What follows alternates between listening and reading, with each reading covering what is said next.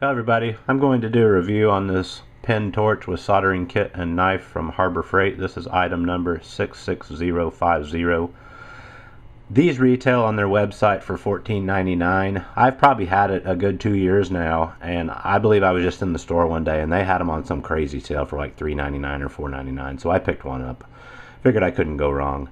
There are some complaints about it, and I'll kind of address them as we go. They're not complaints to me. It does work well. So let me just go ahead and start with the tips that come with it. This is the soldering tip. A lot of people have trouble lighting this thing. There's no instructions that come with it, so my assumption is once you turn on the gas, you should lift this up and you should be able to light it right here. And then once it gets the element in here, a cherry red, you can drop it down and it will be running, and it'll extinguish the flame and be working off the element. It's very difficult to light in that manner. What a lot of people are doing is they are preheating the element with the torch and then quickly and carefully, without burning their fingers, trying to put this together. Well, that is what I do, but after I get the element cherry red, I will turn the torch off and then put it together so I don't run a risk of burning myself, and then turn it back on quickly and it'll light right up. So we'll go over that here in a moment. Another thing that I'm going to say about this is when you do put it on and you're using the soldering tip, you have to be careful where that exhaust port is oriented. Meaning, if you have it pointed down towards the bottom and there's a neat little lever that pushes out there to where you can set it down, like it acts as an integral stand. Very handy to have, but if you have your exhaust port pointing downwards and you set this down on a wood bench or something like that, you may inadvertently catch it on fire. So my advice is make sure that when you have this tightened up, that this exhaust port is pointing upwards in line with the red on-off switch there, so it lessens the risk of actually catching something on fire.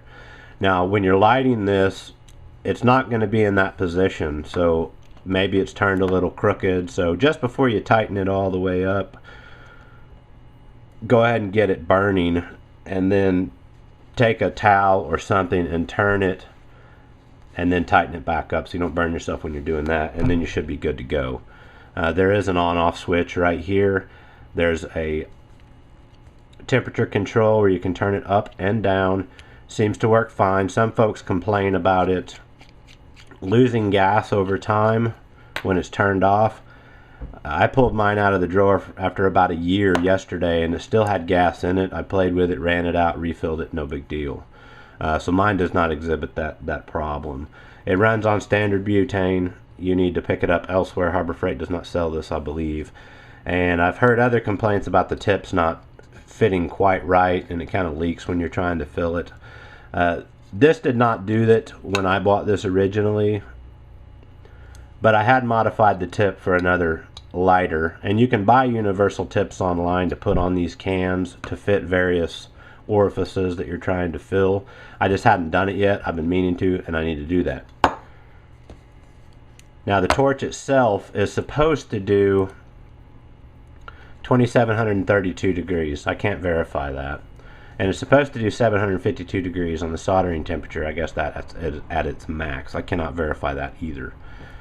It does come with this knife blade, which is just a wedge. It's fairly, reasonably sharp on the end.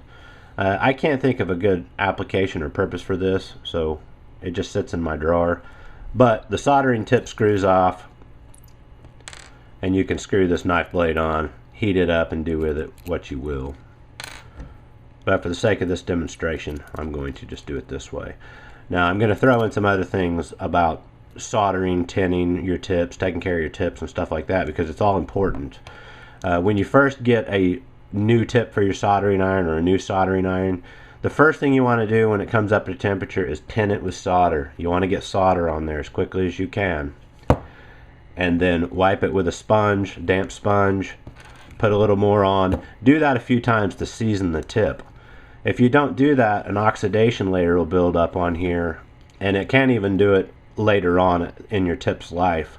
But when you try to put solder on here, it'll just ball up and run off. It won't tin, it won't stick. Some people do a remedy where they'll come in with sandpaper and sand it. I don't do that. These have a plating on them that you'll eventually get through, and then the copper that's beneath it will start getting corroded and it will just go away, disappear. So what I do is I take some flux, I get it hot, I'll go in the flux, get it on the tip and let it burn off, and then come in with a damp sponge and clean it. And I'll go back and forth and do that a few times until it's clean and it removes that oxidation layer, and then I'll re-tin it and move on. So this is a little bit long, but these are important things. You know, if you want to get satisfied with this, you need it to work properly. So let me go ahead and light it up. It does not have its own automatic lighter on it, so I'm going to turn it all the way up, and now it's burning. I don't know if you can see the flame, but it's coming out to about right here. And of course I can turn it down. Not sure if you can see it, and then I'll turn it back up. So I'm going to go ahead and preheat this and get this soldering tip burning. And one word of caution here is, when you are heating this element and preheating it, hot exhaust is going to come down through this hole. So you want to hold it in a way where it's not going to burn your hand or your fingers or something like that. So I'm going to try to do this to where you can see it heating up. And I'll probably do this for 5 or 10 seconds. Hopefully you can see the element in there starting to burn a cherry red. And once it gets really hot in there, I'm actually going to turn the torch off and then put it together. And then I'll turn it back on. And it should light right up. So that should be good. Turn it off. No risk of burning myself. I just don't want to touch the end of that. Fire it up, and now hopefully you can see it's burning cherry red in there and it's getting hot. So we're going to see about how quick it lights up, heats up to where I can actually put some solder on the tip. Yeah, it's already taking it, and it is holding the solder on there. So now that would be ready to go. Now, as I stated, see how that exhaust is pointing kind of downwards towards my bench? I'm just going to take a rag. I'm going to loosen this up a little bit just to prevent myself from burning my fingers. So now I have it in a position I'm comfortable with where I can set it down and not worry about catching the place on fire. You know, and I can feel the heat coming out of that. So that's the big safety precaution on this. Please take heed to my words on that. Another thing that I've noticed with this, well, let me go ahead and turn it down. You can see I've turned it down. Hopefully you can see it's burning less hot now. I can turn it back up, and there we go. Now I can shut this off after it's good and hot and probably get about a minute or two, maybe even 3. And if I just turn the gas back on, it'll light right back up. You don't have to go through the whole relighting procedure. So let me go ahead and just turn it back on. I'm just saving time here. And hopefully you can see it just lit right back up. Seems to work well enough for me. So use it on your job. Do your business. When you're finished with it, wipe off your tip. Tin it with a little bit of solder. Turn it off. Let it cool down and store it away. When you're ready to use it the next time, light it up. Once it comes up to temperature, remove the old solder. Tin it with a little bit of new solder. And you're ready to go to work. Now I can't really speak on how long a fill would last. It kind of depends on you, where you have it set, this, that, and the other.